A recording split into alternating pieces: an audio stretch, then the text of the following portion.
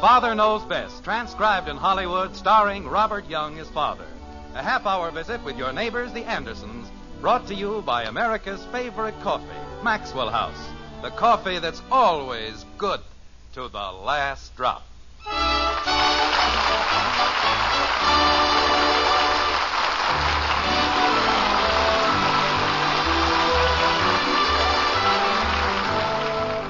In every week, there are 7 days. In every day, there are 24 hours.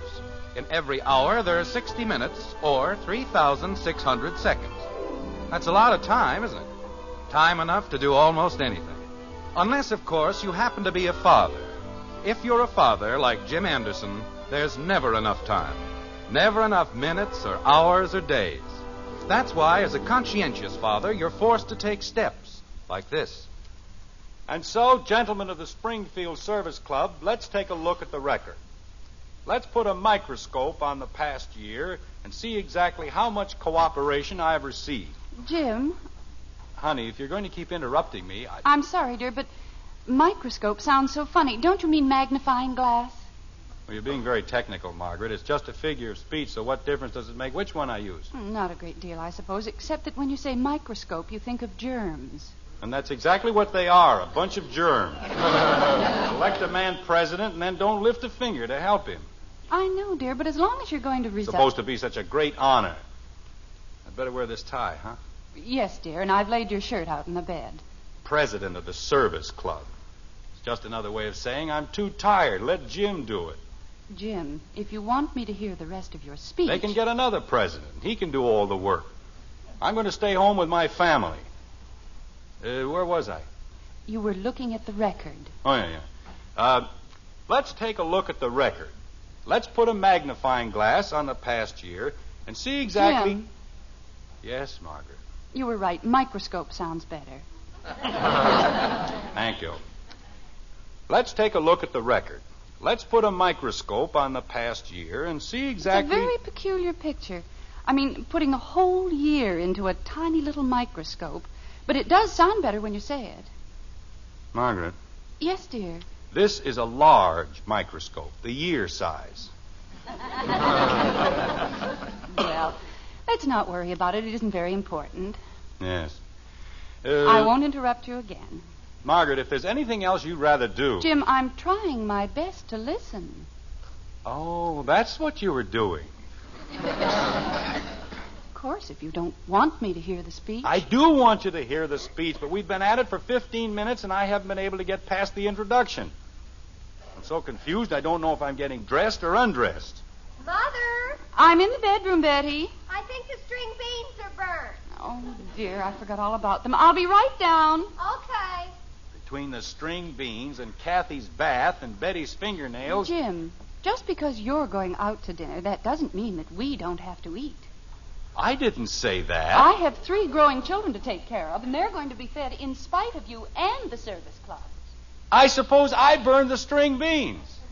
Well, they certainly didn't burn by themselves.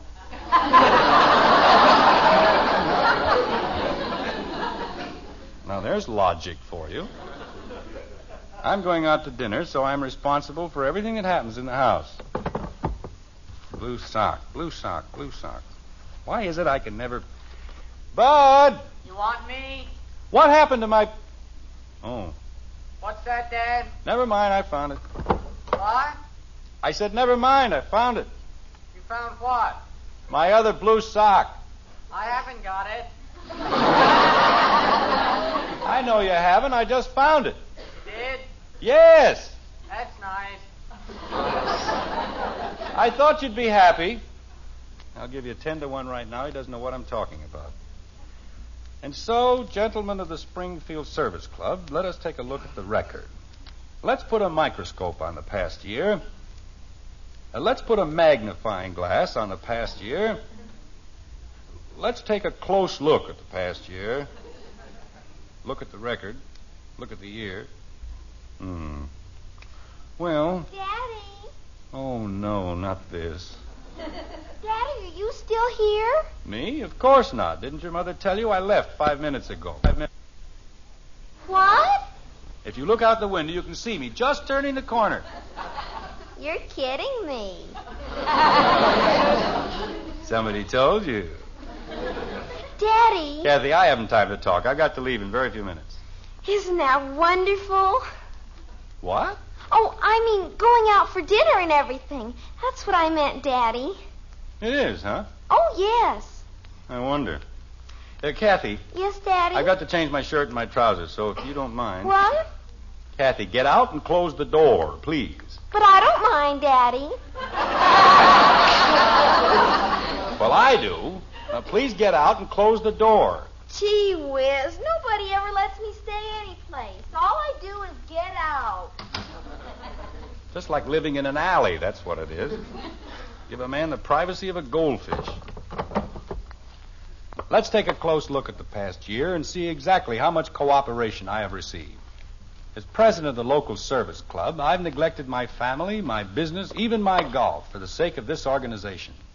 Examine your own consciences and ask yourselves, what did I do to help?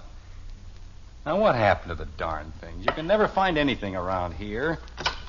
Margaret!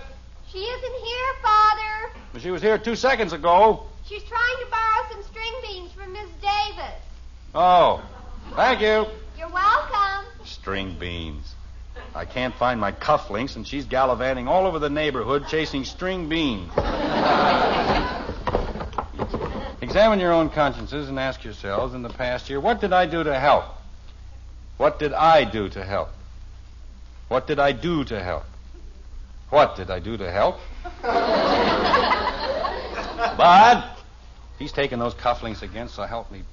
Bud, come in here. Okay, Dad, I'll be right in. If I've told him once, I've told him 1,000 times. I couldn't have made it any plainer. You want me for something, Dad? How many times have I told you to leave my cufflinks alone? Which cufflinks? My gold cufflinks, the ones the service club gave me. Oh, those. Well, I don't know. you don't know what. How many times you told me?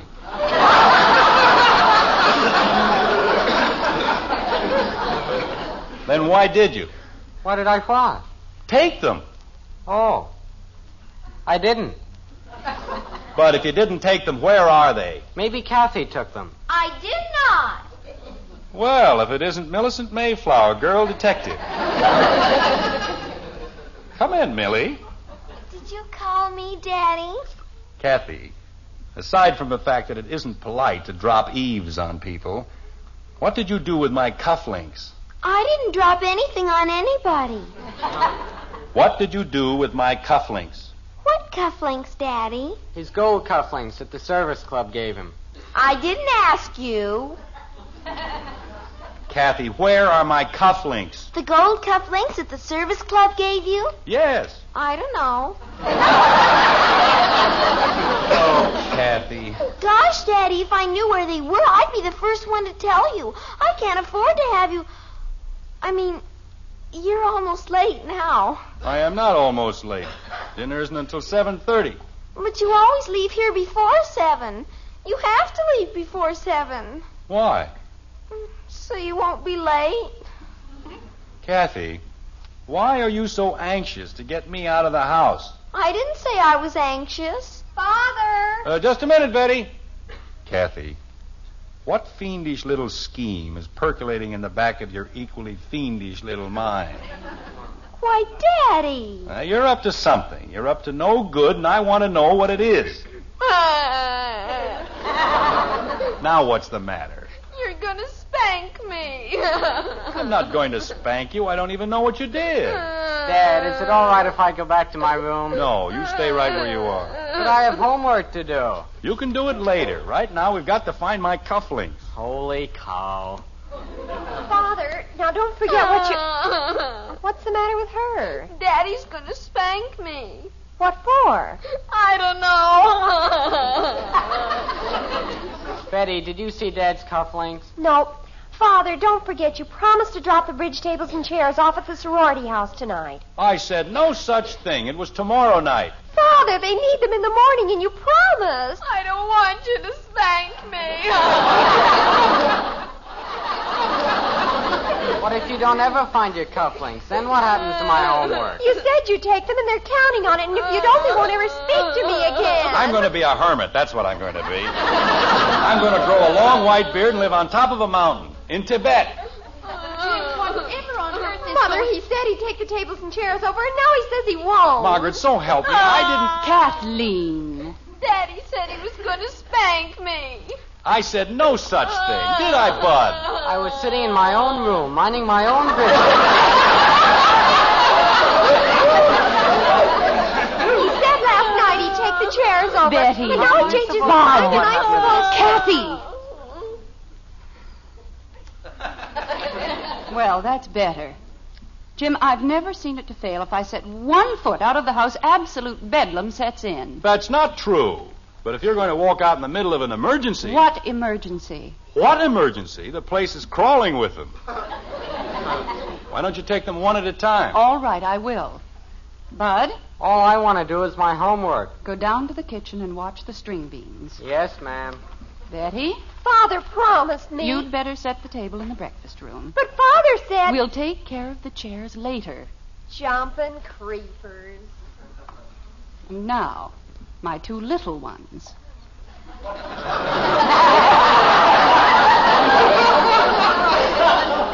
Margaret, you realize that this whole thing is absolutely ridiculous. Kathy, Yes, Mommy? why were you crying? I didn't want Daddy to be here at 7 o'clock. Why? Because that's when she's coming here to speak to him. Who is? My teacher. Oh, that's what it was. Now, you see, Margaret, I had a feeling from the very beginning. Jim, Hmm? what was your little problem? My gold cufflinks are gone. They've disappeared. Vanished, that's all. What are those in your cuffs? What? Oh. How'd they get there?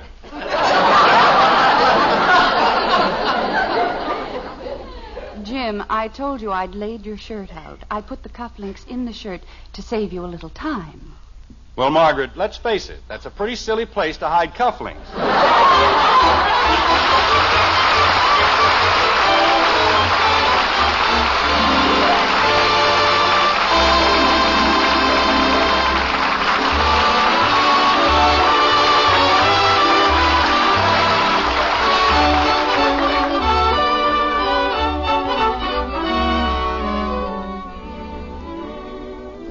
Breakfast ready, darling? Here's your coffee. The eggs will be done in a minute. Good. Mmm. Best coffee I ever tasted. That man you serve coffee to, here's something about him you ought to know. He's the world's greatest coffee expert. Yes, ma'am, your husband is the #1 expert on coffee.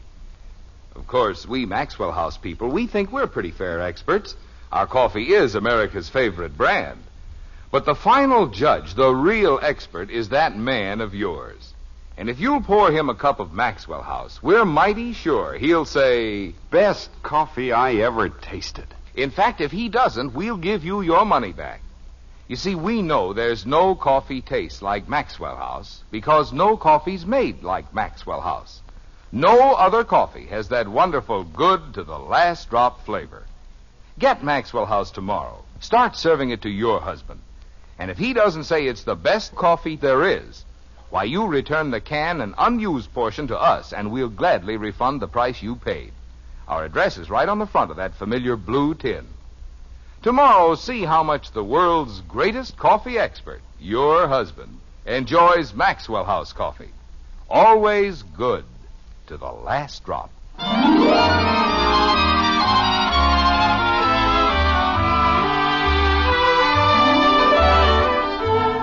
It's 7 o'clock in Springfield.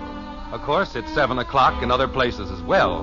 But in other places, the hour doesn't contain the same drama, the same suspense that it does in the Anderson den. There, 7 o'clock is a magic hour, fraught with excitement and just a small touch of mystery, like this. Kathy, Yes, Daddy? what did you do in school? I didn't do anything. Jim, why do you immediately assume that Kathy has done something wrong? Well, why else would her teacher want to see me? Maybe she doesn't want to see you specifically. Yes, she does, Mommy. She said she had to see Daddy and she'd be here at 7 o'clock. And naturally, she'd have to pick tonight. Kathy, why didn't you tell us about this earlier? Well, don't you have anything to say? I'm trying to think of something. Say, Mom. Bud, we're very busy in here. We've got problems. So have I. If I don't finish my homework, how can I go to the movies with Joe Phillips? You can't. Well, then why can't I... Bud, please go back to the kitchen and watch the string beans. We don't want them to burn again, do we? Go ahead, Bud. Holy cow. 15 years old, and what am I? A string bean watcher. Look, Kathy, I want you to think hard. Have you done anything wrong in school? Have you kicked any footballs through anybody's window? You mean today? I mean any day. Jim, Mrs. Lindsay will be here any moment. Margaret, I want to find out before she gets here. If Kathy's done anything and I can get it straightened out in advance, then I won't have to hang around and gab with Mrs. Lindsay. Kathy, please try to think. What could your teacher possibly want to see me about? Well, maybe Mrs. Woody called her. But I didn't mean to do anything. You and Jimmy had another fight, huh? He said I was a tomboy, and I'm not a tomboy. And I just showed him I wasn't, that's all. How? I punched him in the nose. Kathleen, after all the promises you made... Well, he didn't have any right to say I was a tomboy, did he, Daddy? I don't know, Kathy. Is that all that happened? Except for his shirt. What happened to his shirt? I was only trying to lift him back on his feet. And I couldn't help it if it just ripped. Margaret, what's the Woody's number? Jim, don't you think if I call Dorothy... I'll get it straightened out in 2 seconds. What's the number? It's in the little book, dear, next to the phone. By the time Mrs. Lindsay gets here, there won't be anything to talk about, and that'll be all right with me. Kathy, why can't you ever learn to behave like a lady? I was trying to be a lady, Mommy. I tried to help him up. Oh, there it is. Get the little monster a new shirt, and everything will be right as rain. Hello, Dorothy. This is Jim Henderson. Just fine, thanks. Say, Dorothy, we're awfully sorry about... No, I hadn't heard about the school paper drive. I was just... No. Look, Dorothy, I was just... Yeah. Yes, I know how successful it was, but I don't have the time this year to... Dorothy, I just called to explain about Jimmy's shirt. You see, Kathy... What? Didn't Jimmy say anything about it? Well, I'm afraid it was Kathy's fault, and... Dorothy, if you'll just buy him another shirt and send me the bill, then... I know it takes an experienced man, but I give you my word, Dorothy. Okay, as long as you put it that way.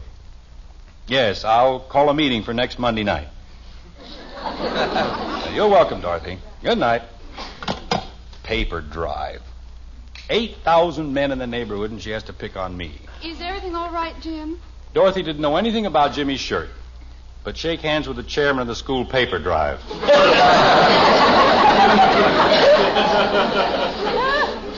Jim, it won't do any good to give up your office in the service club if you're going to turn around It wasn't my idea, Margaret. She said I owed it to her on account of Jimmy's shirt. Well, what could I do? Well, it'll only be for a month, and then you'll have all your evenings to spend with us. Father, Bud and I put the bridge tables and chairs in the back of the car. What for? You said you'd deliver them. I said I'd deliver them tomorrow, not tonight. Mother! Margaret, it's clear over on the other side of town. It'll take me all night. I know, dear, but after all, Betty promised. Please, Father. All right. I'll take them over after I leave the dinner. Oh, thank you, Father. You're a lamb. I'm getting just a little tired of being led to the slaughter.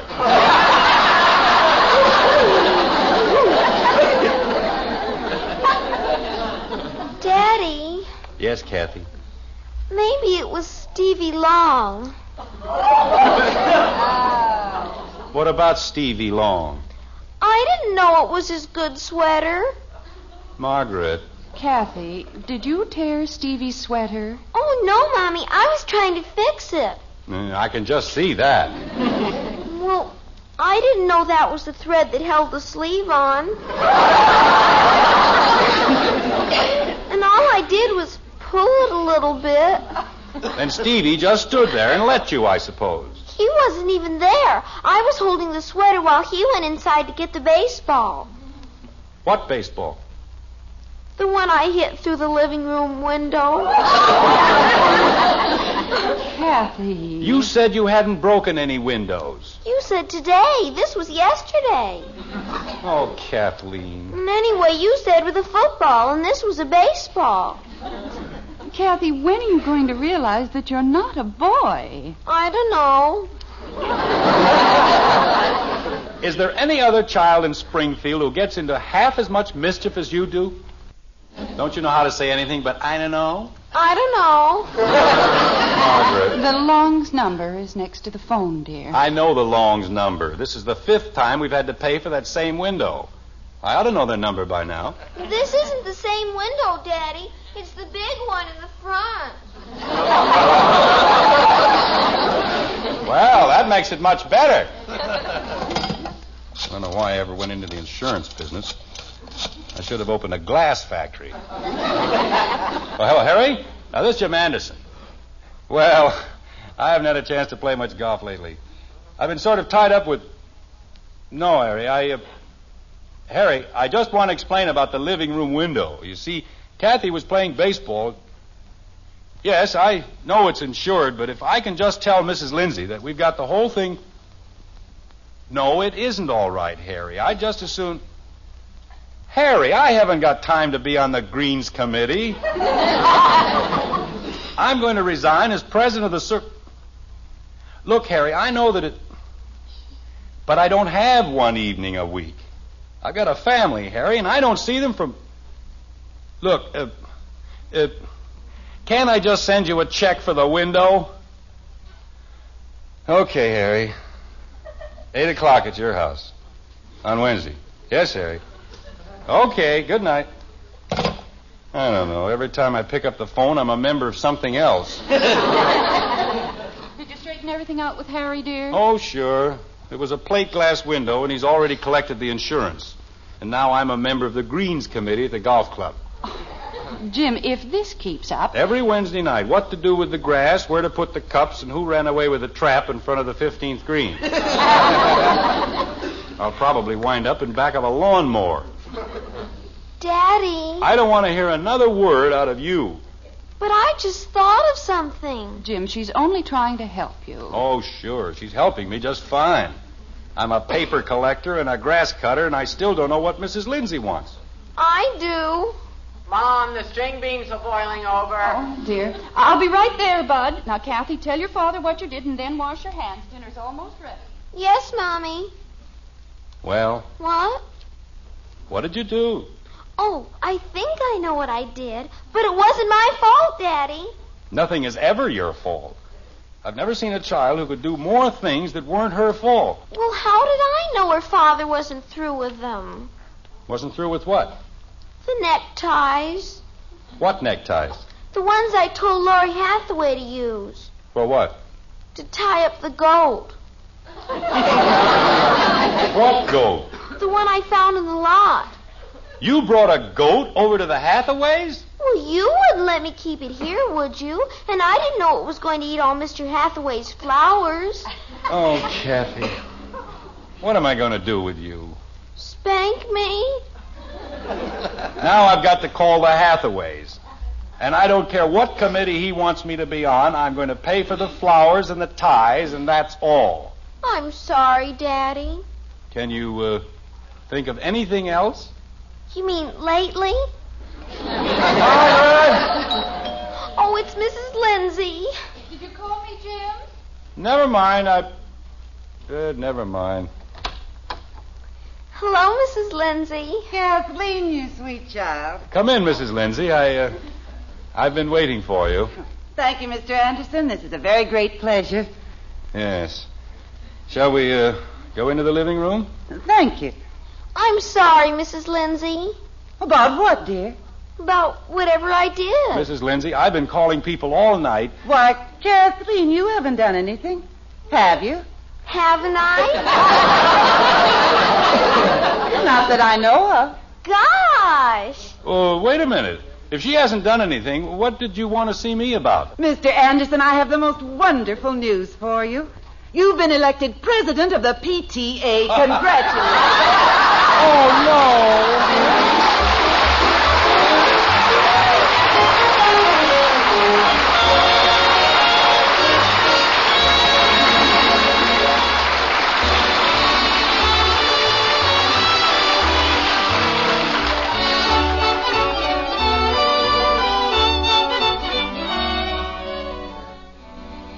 What is it that puts so much real enjoyment in a steaming cup of coffee?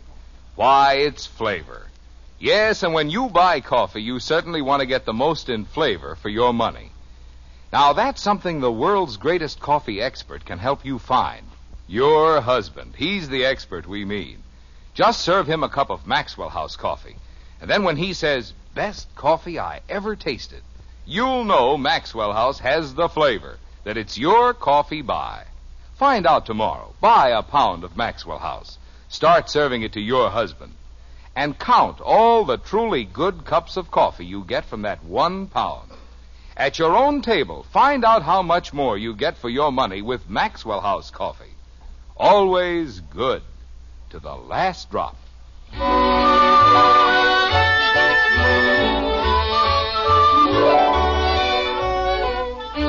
The night is dark. The clock strikes 2. And the white frame house on Maple Street stands hushed beneath a starless sky. In the Andersons' quiet bedroom, a figure moves, and Margaret stirs softly on her downy couch, like this. Jim? Oh, did I wake you, honey? I was just dozing. Jim, Yes, dear. don't be too upset about tonight. You mean about Kathy? I mean about giving up the presidency of the service club. I know it meant a great deal to you. Yes. Did they like your speech? Oh, yes, they loved it. That's nice. They thought it was just great. And you know what? What, dear? I was reelected.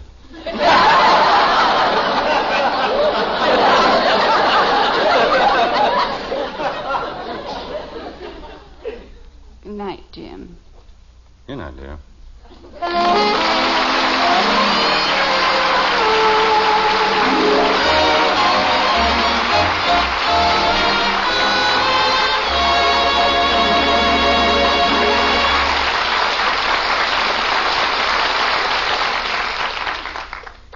Tell the kids it's a hot favorite with Hoppy. That's hot post wheat meal. And you won't have to coax the youngsters to eat a hot cereal for breakfast if you tell them how Hopalong Cassidy loves hot post wheat meal. Hoppy knows it's chock full of good, solid nourishment. He goes for the rich, nut-like flavor. And you'll go for the fact that post wheat meal cooks in just 3.5 minutes. So get hot post wheat meal and tell the kids it's Hoppy's favorite. You'll see, you'll all agree, it's the best hot cereal you ever ate.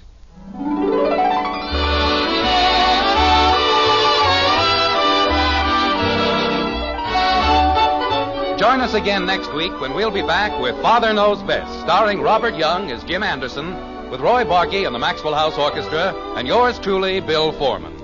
So until next Thursday, good night and good luck from the makers of Maxwell House, America's favorite brand of coffee. Always good to the last drop. Father Knows Best was transcribed in Hollywood and written by Ed James. Now stay tuned in for Dragnet, which follows immediately over most of these stations.